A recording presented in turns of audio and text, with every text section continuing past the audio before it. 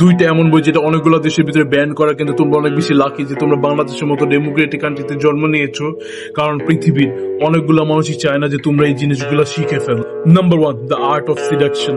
এতদিন আমরা কি জানতাম যে সিডাকশন মানে হচ্ছে কি বডি দেখাও, সিক্স প্যাক দেখাও, বড় বড় মাসেল দেখাও, কিন্তু seduction is the art of psychology. যদি কোনোই আসে যায় না যে তোমরা কালো, মোটা, খাটো, লম্বা, চিকন, তোমরা যে কাউকে সিডিউস করতে পারো, শুধুমাত্র তোমরা যদি হিউম্যান মাইন্ডের সাথে অনেক ভালো করে খেলতে পারো, যেটা হচ্ছে এই বইয়ের ভিতরে ভালো করে বোঝানো হয়েছে।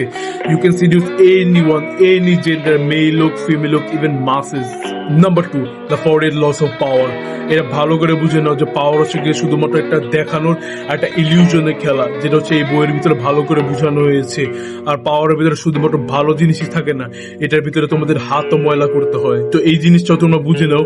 এই 48 লসটা যদি তোমরা একদম ভালো করে বুঝে ফেলো, তো তোমরা যে কোনো ফিল্ডের ভিতরে কিল করে দিবা।